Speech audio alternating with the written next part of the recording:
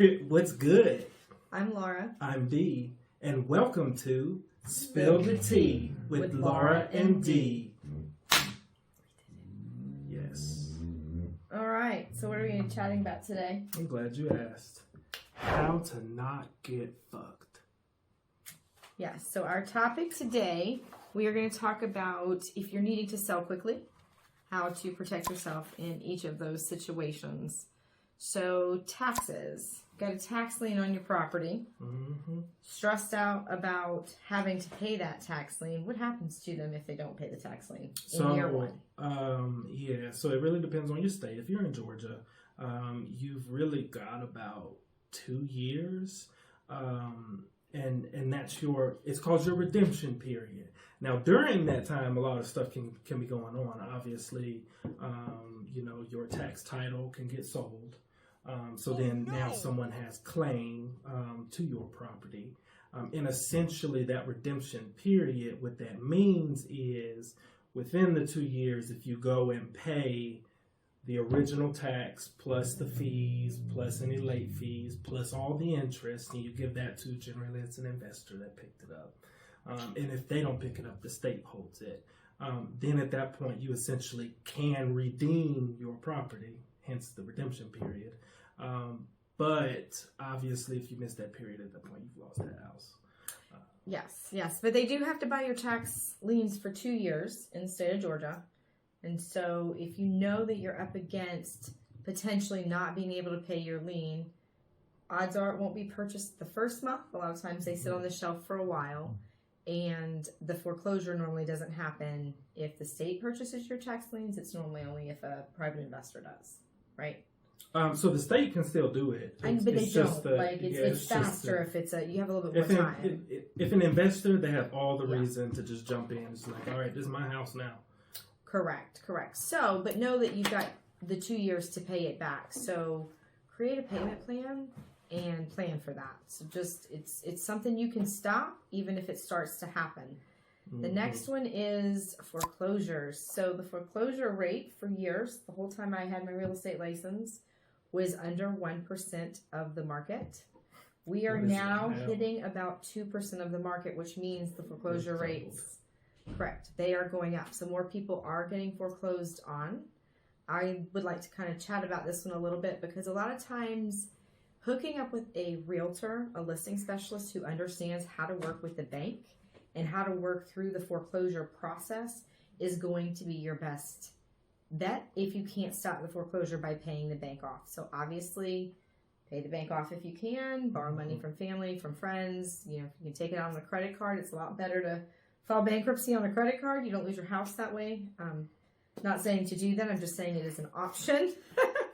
But if you're going into foreclosure and you do want to stop it, there are some things that the realtors who kind of work in this circle can help with. So a lot of times if you're in pre-foreclosure and the realtor knows how to network and work with the bank and have the right kind of conversations, they can slow down or stop that foreclosure if you're willing to list the property.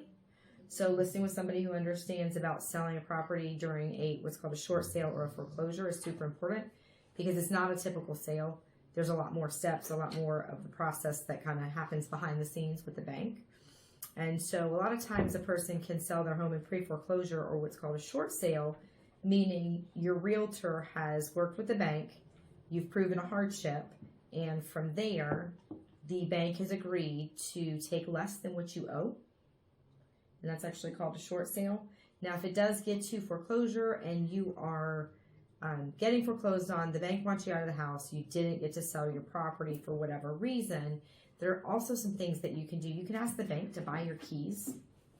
So that's something that will help if you get out. If you agree to get out peacefully, a lot of times the bank will buy your keys for a couple $100 a key. Now, they probably won't buy 10 keys, but what their objective is to have you move out of the house as peacefully as possible and give you some money to be able to help with the down payment. Right. So the down payment on wherever you're going to be renting. And so that's kind of their process. And that's kind of the best way to protect yourself in a foreclosure is working with somebody who understands that process. Second best way. Yeah, pay your bill, I guess would be the first, if that's what you're implying. Third best way. What's the first? The best way would be to contact Historic Homies or similar Fair and enough. see if they can actually help you with fixing up your property to maximize Yes. that value before you sell, and then you sell with this realtor. That is true. That is true. Thank you for the plug. I did not think of that. So that is something we do offer our clients. We will actually come in, and if you are behind on payment, we give you a very reasonable offer for condition. It is an investor offer. Mm-hmm. However, our objective is to get you to the closing table with cash in hand. So we have a situation where we will share the profit with you. So you get an investor offer, just for easy numbers. The house is worth $100,000. We may say, okay, great. In this condition, the house is worth $20,000. We're gonna, put in $40,000, and then we're gonna sell it for $120,000 or $100,000. And so the profit on the back end is split. You get your initial offer, whatever that was at closing, plus some of the profit. So yes, that is the best way to get it sold, for sure. But again, it's working with somebody who can work with the bank and stop the foreclosure, slow the foreclosure down, and call us before you're at foreclosure. Like if you see that that's coming, let's have that conversation 2 or 3 months before you stop making that payment. Right. It's easier for us to keep the payments going than it is to call the bank and pay the fees and catch everything up. Right. So if that's where you feel like it's going, call us. But yes, that is definitely an option. Good luck. Killing it. Let's see. One thing I did want to mention really quick about the taxes before we transitioned.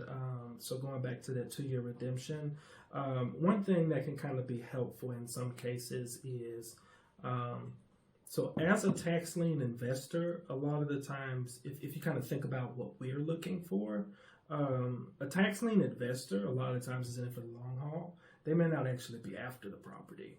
They may just be after the interest 20%. and fees that they all get. And so essentially they're looking for houses that have building code issues or that have haven't broken ground yet, or they're in a really nice neighborhood, and so places where they're actually taking care of the house, because more than likely someone wants that house. And so they want to make sure they get their money's worth out of it. Because if you think about it, there's a 2-year redemption period. Well, somebody has to pay taxes during that time. Correct. So whoever purchased that lien also has to pay those. They may recoup it all once you try and redeem, but if you don't, they have to try and recoup that themselves. So a lot of the times tax lien investors want you to pay them, so you could end up using it in your strategy, right? A job doesn't go as well. Well, you need to offload it. Well, I may not worry about the taxes because an investor is going to profit off of that, and they may be helping you out. So that was, I just wanted to, I kind of thought about that when we were talking about foreclosures. So. ADD. Squirrel. All right, divorce. Yeah. How do you not get fucked in a divorce? Hopefully I will never figure this out. I do not know. It's not possible. But it is possible. If you have real estate to sell in a divorce, again, my suggestion is work with somebody who is familiar with that realm of real estate. Mm-hmm. A lot of times your attorneys will know somebody. Right. Whoever you're using as far as your divorce goes, I always say, reach out to them. Obviously, reach out to us. We are happy to help in that realm as well.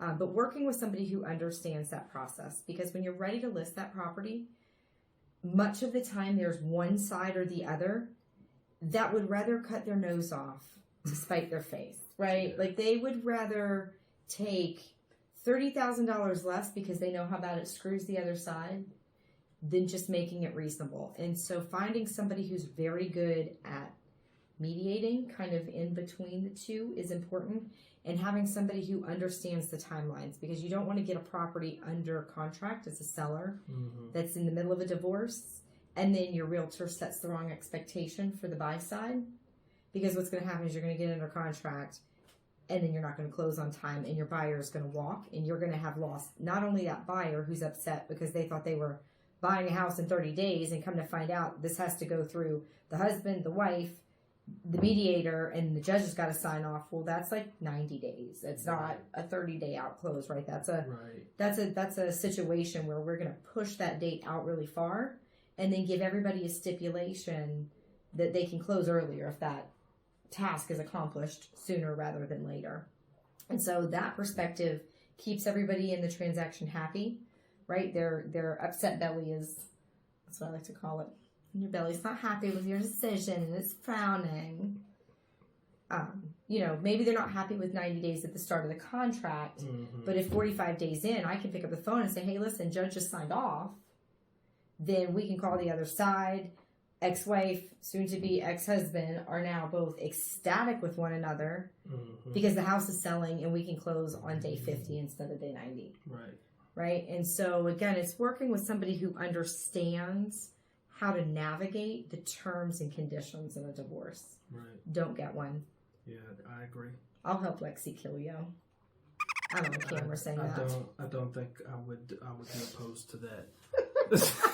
I'm just kidding. So don't get screwed in a divorce. Work with, and try to find people that work well together, right? Like if you've got two different attorneys, be protected on both sides, but find somebody that works well together. Interview agents that will work well on both sides. A lot of times your mediator will also help, right? They know third party people. Sometimes the husband doesn't want the wife's realtor, the wife doesn't want the husband's realtor.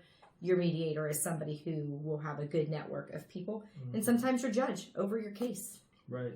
Yeah, and I feel like that's actually a really good point because essentially, to your point, a 90-day contract is going to look a lot less valuable than maybe like a 45-day or a 30-day contract. Even for someone that's, even first-time home buyer or, someone that's second, third time buying a house, they may not be looking for that kind of a time frame.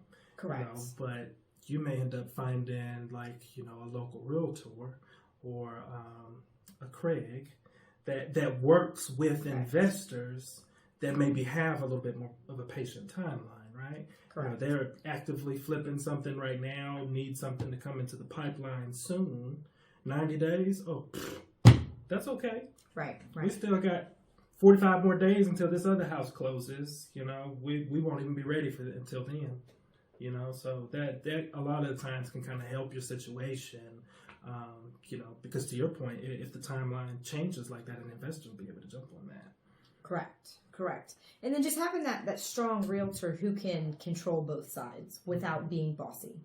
Fair enough. Right? You can't demand that they sign on the contract, but having that realtor who knows how to take control of the situation, explain the situation with no emotion, because as soon as your realtor gets emotional, everything will blow up. And there's a lot of emotion in this business, and we like to say that the emotion needs to stay with the client. It's our job to be emotionless and be professional. And so those two things are super, super important, especially in a divorce situation, because your emotions are high and everything feels like an attack. You're right, though. What is that? Because it's so expensive. It's the most expensive purchase. So you get caught in the feelings. Well, and I think realtors get like butthurt when they don't like the other side's perspective. Right? I had a great conversation with a realtor today. She sent me a really shitty offer. It was $420 on a house listed at $505. Like, that's a shitty offer. Oh, wow. So I responded back, very candid. Hey, listen, love the offer with the exception of the offer price. Everything looks great, assuming you're representing an investor. So I just want to be straight up with you. Right? And when I called here's where my clients are. My clients are getting divorced, but, same navigating that emotion. When I called my clients, I was like, hey, guys, before we review this offer, no, it's going to feel like a sucker punch to your belly. But no, also, it's from an investor. And at $420, he can put $50,000 in your house, the $50,000 we didn't have to invest. And he's going to end up selling it for probably $535 to $545. Right? Which is $50,000 more than where we are. We just don't have that time and that opportunity. And I think there's a lot of realtors out there that would have called their client and been like, you don't believe what this asshole did. Like, he sent me this offer and it's like $420 and it's like absolutely shit and your house is way better than that and we should be totally pissed. Right? And I make light of it, make funny, but so many realtors function in that level. That is not what you want negotiating for you when you're going through a divorce. That reminds me of politics. You know how they be having like those commercials. There's never a commercial about, oh, I'm this candidate and I'm planning on doing these things for your community. No. You know, it's always like, are you voting for the other one? You know what he did? You know what they did? She did? It's like, okay, but what are you going to do? You know? Fuel, fire. Fuel, fire. Right. And so working with that person who can alleviate that emotion, right? When you got to go to a husband and wife who's already super, super stressed out and tell them that the only offer we're sitting on right now, even after 30 days on market, is an investor offer.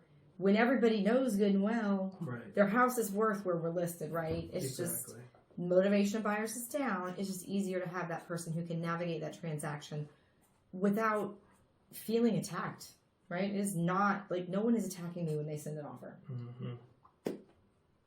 I'm not gonna lie, on the other side, sometimes I'd be a little embarrassed. Be like, all right, I know they got this listed at $500,000, but I'm gonna just slide a little 420 over here, see if they don't get mad. Right, 8 out of 10 of those agents get mad. Yeah, they and they make their clients mad. So yeah. So I guess our last one is probate. Mm-hmm. So if someone's running through probate or having any probate issues, you should definitely contact Historic Homies. We love probate. So that is a situation where we do a lot of times work with our sellers to bring the house back to life, because a lot of times the home being sold is a family home. Lots of people in the home, lots of family members. And so how do you not get fucked in probate? Right.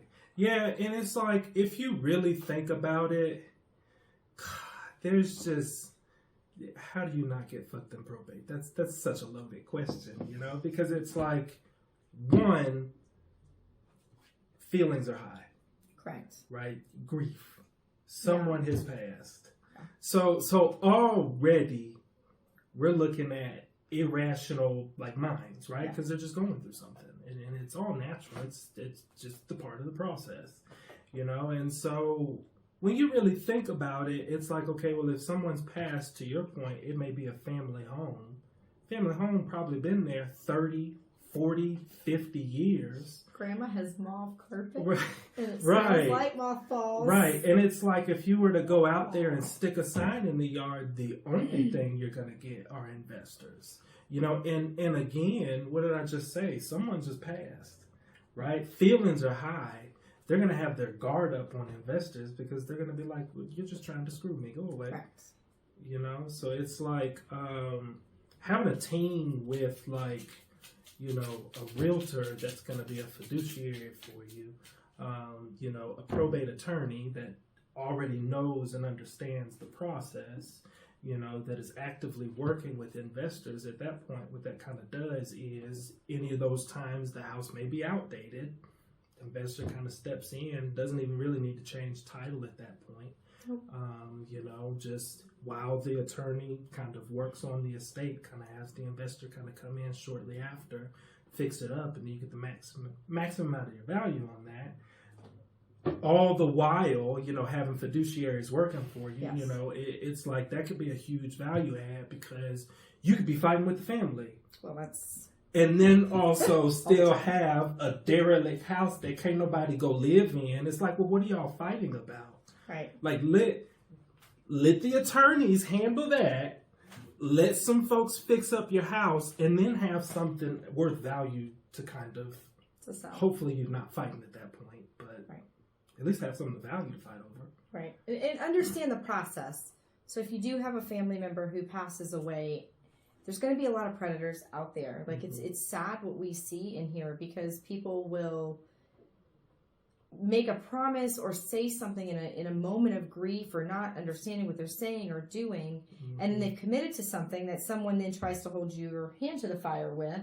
Right. And a lot of times it's not in the best interest of the estate is where it starts. So kind of understanding that process, you know, get through grief, then contact your attorney, start the probate process, and make sure that the person who needs to be the executor is named the executor, and everybody who's getting anything understands kind of their pecking order. Right.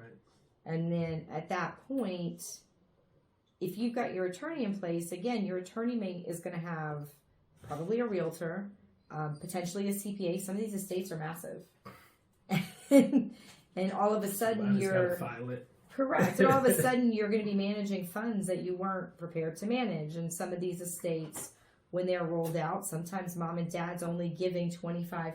Well, if the house is sold, where does the other 75% of the proceeds from the house go? Right. Working with a CPA, a tax attorney, and a team is going to stop you from making these crazy little investments or spending the cash or just letting it sit in a bank account for, if you pass away, parents says, okay, at 25, they can have 25% of the estate. At 35, they get, another 25% of the estate. And at 45, they get the rest. Right. Well, what happens is that hopefully your parent or whoever was giving you the money has a plan for that. But it's okay a lot of times for you to change that plan. And so kind of understanding the process, understanding what you're moving forward with. And then my favorite line, always hire somebody who's a professional in that realm and who has experience in that realm.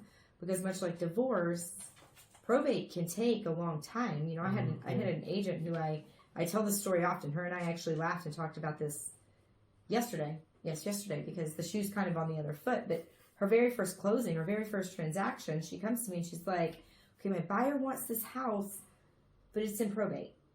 And so I gave her a list of questions to ask, and the agent answered all the questions correctly. I was like, well, then you're good to go.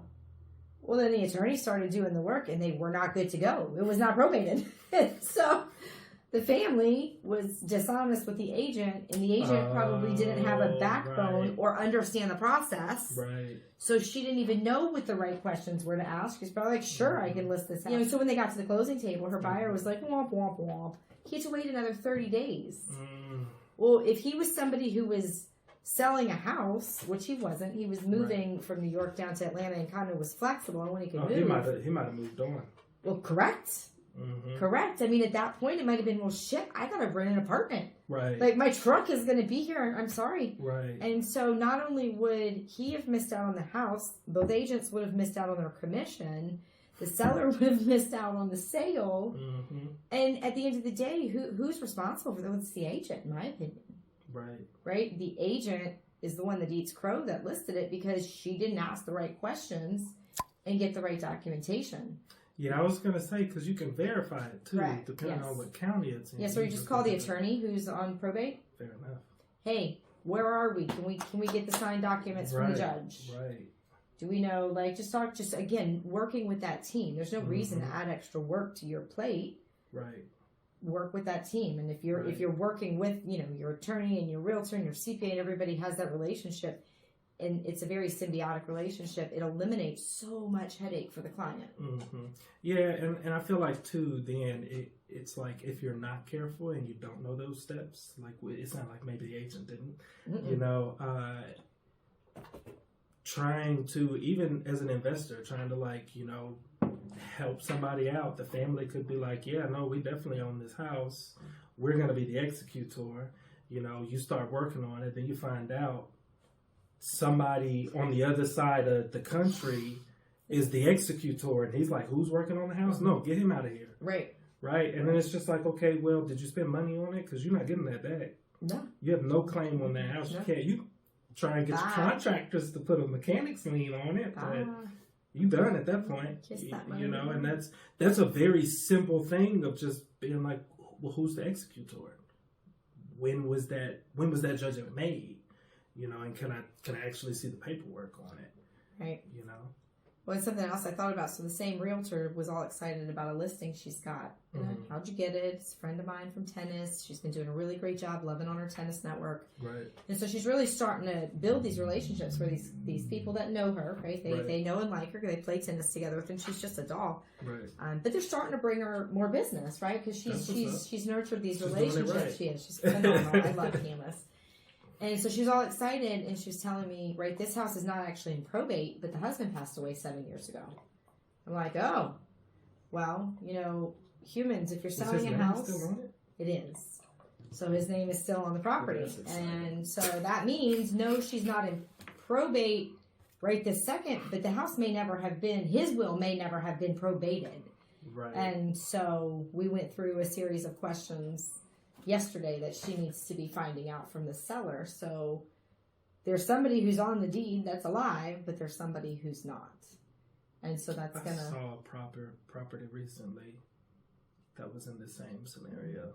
It's gonna pose some challenges for her, because again, in the state of Georgia, if dad died and dad didn't have a will, but dad had kids, they have no kids together. She's sure of that, but she's not sure of, how far back the family tree goes before they, or how many branches the family tree has before they got married. Mm-hmm. So if dad has a kid and stepmom and kid are just always nice to one another, kid may have some ownership in that when she gets ready to sell.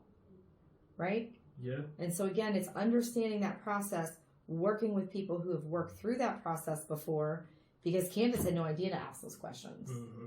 It's not her first listing. She's had a couple listings. She does a very good job. Right. It was just something that, as I was talking to her and she was kind of, here are the things I've never run into before. Mm-hmm. She was smart enough to ask those questions and find a mentor who could at least answer them and help her get started navigating that path. Obviously, Craig will probably help her the remainder of the way. Right. But thank God her client had her, because there's so many people who would have just, let's list. Right. And then, probate's a year. Yeah. It's a year. You're going to lose a buyer if you list and you can't close for a year. Mm-hmm. Mm-hmm. I tried to buy a house like that. They couldn't get, there was like a super lien on it because somebody had died and was still on the property list. I was like, y'all figured it out. I can't. I'm out. I can't. So, and I think it has sat on the market for a year. Until I saw it, and they still couldn't sell it. So. Well, to each their own. You know what time it is? Mm-hmm. What time is it? I can't remember. Time for question quickies. Okay, so how do I manage a rental property? Do you want to take that one? You got 2 in your portfolio now.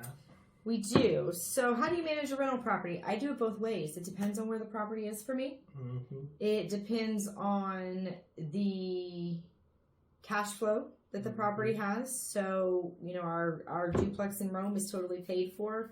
It's an hour and a half, 2 hours away from me. I can't get to it quickly. And I don't have family who can get to it quickly. So for me, a management company is ideal. They take care of everything. I get a text message, hey, the ceiling fell the other day and the tenant's not sure why. I was like, well, fuck. So I will find out on the 5th of this month. Right. My response was, great, send your person. They sent me an email today. Hey, the HOA dues are due this month for the year. It's $500. Great, write the check. And when they send me my check, right, that property is cash flowing, or it's bringing in $2,600 a month. Mm-hmm. We don't have a mortgage. So the only thing that we have coming out of it is our 8 or 10%. I think it's 8% fee. So they take out 8% of what they make, then what they collect. And the taxes. Correct, and they'll take out the HOA fee, and then whatever my bill is for my ceiling falling in, because it really did fall in the other day. It is what it is. I don't really know why. Hopefully, there's no leak in the roof. They said there was no water. It just fell. It's like, what'd you have sitting on it? Because one of my units, you walk into the ceiling, you can see in the garage, it's sagging. Oh, wow. And I got up and poked, or my inspector got up and poked his head in the attic. He's like, there's boxes sitting on that. I was like, whatever. Oh, wow. I mean, I got to fix it anyway when they move, and they're probably not going to get their deposit back, so there's that. But anyway, so that is, if you go through a management company, mm-hmm. make sure you check their fees, understand what their services are. I would get some references. I would actually say take the time to call some other people who they manage for, see how they like it. And then you can do it yourself, right? Which means at 2 a.m., if the water pipes bust, you get a phone call. And so my Louisiana property, I do manage myself. My dad lives next door. I wouldn't if he didn't live next door. The biggest headache, I think, if you manage yourself is finding the tenants. Mm-hmm. You got to have a good system to find the tenants, to screen the tenants. I will give Avail a huge shout out. They are a phenomenal company. you put in your listing. They post it on like a 16 or 19 pretty common rental sites. They don't put it on Zillow, which is probably due to Zillow not allowing it. I don't know that for sure, but that would be my assumption. So I do have to go in and list it on Zillow, but I will tell you my leads always come from Avail. Always come from Avail. You send the tenant a link. They click on that link.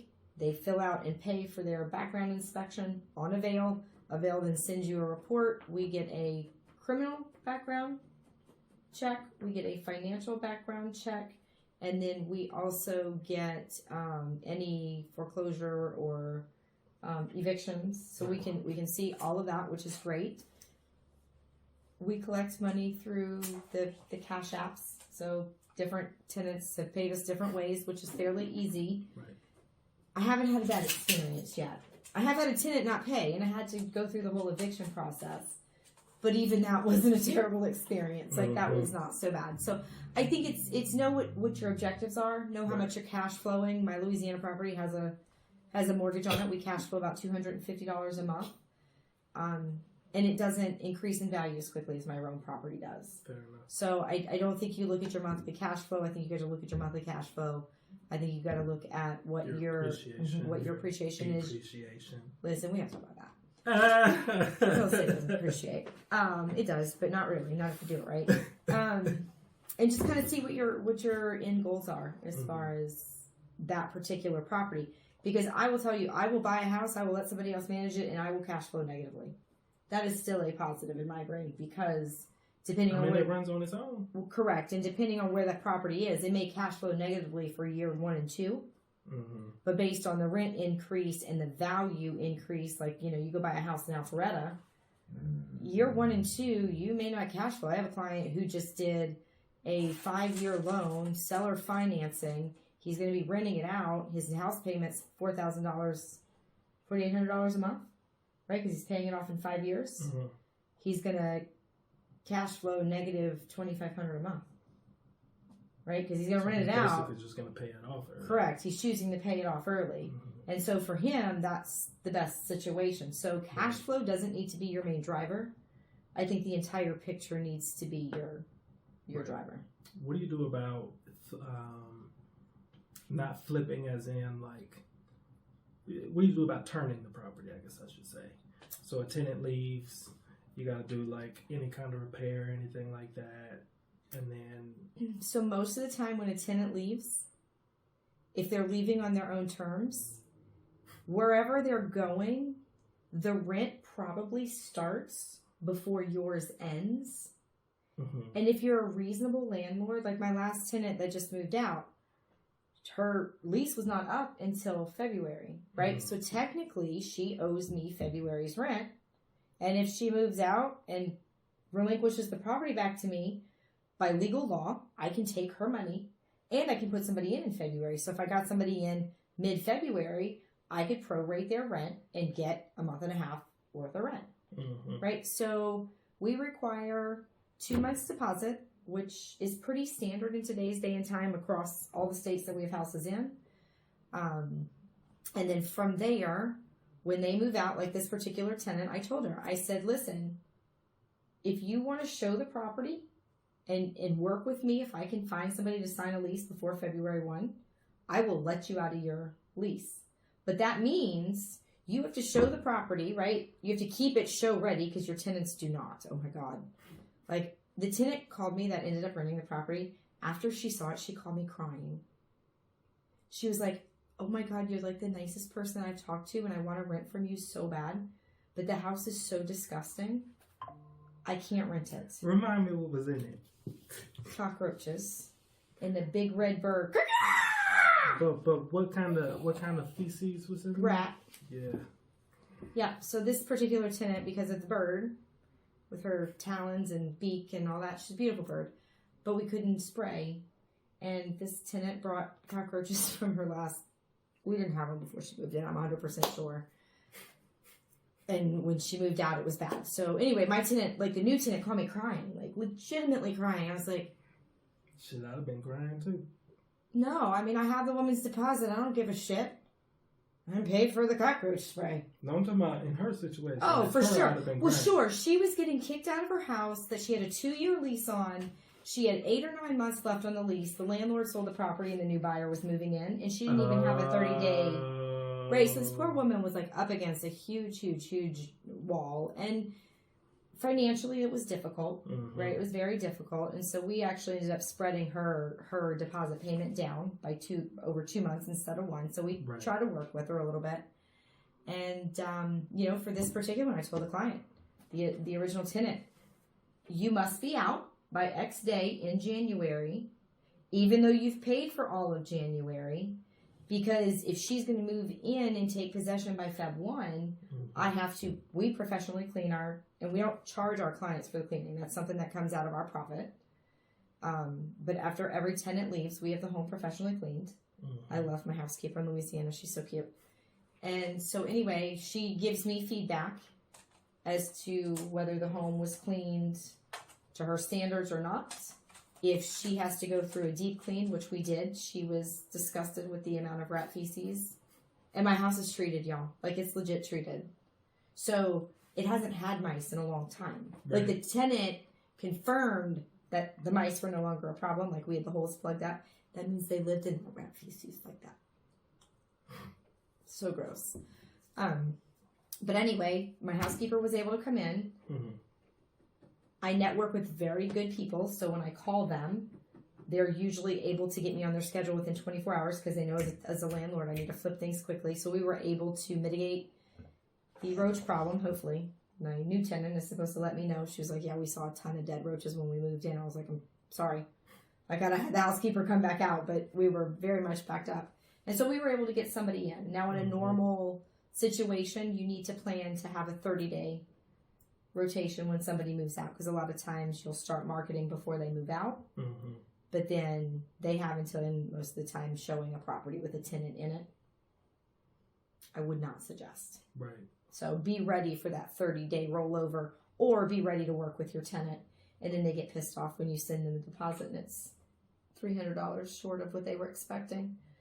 Well, I had an extra roach bomb I had to put off and deep cleaning. I would have expected not to be receiving my deposit if I had brought roaches to somebody's house, but well, they got everything but the $300 back. The extra cleaning fee that I got charged over my normal cleaning, and then the extra roach bomb that had to be set off. Oh, that's wild. Hopefully the German cockroaches went bye-bye. Then go back to Germany. I don't really care. I'm just out of my house. So, next question. What are the tax implications of real estate investing? That's a good question. Yeah, so it really depends on what exactly you're doing, because that'll kind of determine the type of income that you're receiving. So, for instance, if you're flipping a house and you actively participated, obviously it's going to be recognized as ordinary income, which is just like, what if I flip it with a 1031 exchange?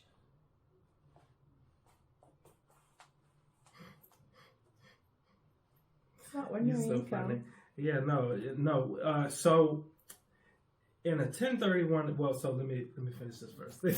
So it would be recognized as ordinary income, and so that's generally going to be taxed at higher rates. It's very similar to being employed, that type of compensation. Also with that, when you're employed, taxes come out automatically, your employment taxes. When you flip, they don't. You're responsible for them yourself. So if you're not careful, you may end up increasing your employment tax liability. Now, to your point, for a 1031 exchange, in the tax code, it's a like-kind exchange, which basically means you're exchanging two similar assets, in which case there is not necessarily, so the income doesn't get recognized quite in the same way. In most cases, I believe it actually just rolls over into the next property, and it's almost like kicking the can down the road. Just kick it down till you die and give it to your kids. Right, and that's generally a very, I think that's a pretty huge strategy. You essentially just 1031, you have an asset, so if you need cash, you can pull out, you can leverage it for debt, which is not a taxable event. And then from there, essentially, once you pass, if you set that up right, it'll just kind of roll over to your heirs, and could also not be a taxable event. So really, in real estate investing, you're just going to be looking at the taxable events. Best indicator of that is, did you receive cash? If you received cash, did it come from debt? Did it come from a tenant or someone using your property? Or, did it come from you selling it? If it was from debt, it's not a taxable event. The other two would be. And so rent would actually be a different type of income. It's not ordinary income. So it would actually be taxed at a different rate, which could be a little bit more favorable than ordinary income. So a lot of the times for rentals, you can have a different structure. But if you do like a pass-through entity as opposed to like an S-corp, you can end up increasing your employment tax liability. So quite a bit there. Well unpacked. Thank you. Yes. So, but it really just depends on what you're doing. So let's see. Next, we have, how do I evaluate the potential profitability of a real estate investment? Know your numbers. Yes. My yes. favorite. So that kind of goes back to the, if you're an investor, you're going to be looking at what can you sell it for, the ARV, once you're done. You're going to be looking at your repairs, as well as the transactional costs and your holding costs. And you just want to take time to sit down and kind of figure those out. Whatever your process is, generally we'll kind of do a desktop analysis where we just, from our desk, run through, look at the property, get as many pictures as possible. So then that way, when you're going on site, you're just confirming. And then from there, you confirm your numbers, you confirm your budget. Transactional cost is pretty easy. And then, your holding cost, okay, well, if you get it on a mortgage, what are you going to be paying? What are you going to be paying for those utilities? How long is the job? If you got to do any renovation work. And you just add those numbers up. And if there's some profit for you, is that profit what you want? It sounds like a done deal. If it's not, you may want to. Don't get emotional. Don't buy. Yeah, I don't. Too quick. I don't like making the deal work always. Right. Because sometimes when you start to change the numbers around, you start to lose certain things that you need. Correct. Right. So like when you start to pull back on your rehab budget, which seems to be the first thing people will do. It's like when you do realize we're looking for an ARV that might be slightly higher than comps. Correct. So you need better fixtures, low flow outlets. Right, because otherwise you're trying to do gimmicks. Correct. Right? Okay, vaulted ceilings. That could be an inexpensive way to make something look nicer. Correct. Correct. You don't have to change anything. A lot of times it's just removing sheetrock and following the natural roof. Correct. And it's just like, sometimes you can go into a house and you can tell that they just did all gimmicks. Right? But when the buyers can tell it, right? Mm-hmm. Or the buyers walk in, they're like, next. Right. Next. Let's go look at the next shitty house. Let's just keep walking. Just keep walking. Right. So, anything else to add? No. My favorite. Know your end game. Know what the purpose of that investment is for. Is it short term? Is it long term? Is it midterm? Is it a flip? What are you using it for? And then have your plan. Mm-hmm. And stick to it. Don't get bullied. Absolutely. All right. Thanks for joining us today for Spill the Tea with Laura and Dee. As always, if you thought this was helpful or entertaining, please like, subscribe, and share. Also, if you have any questions for a real estate professional or a tax professional, leave them in the comments and we will get back with you. We have an attorney we can pass them on to as well. Yes, attorney as well. In probate questions, entity questions related to your real estate, purchasing a new home, whatever you got. Yep. Business planning, anything transactional. Yes, and if you're looking to sell and need a little bit of fixing up, a little help for your house to just get you to that finish line, give us a call.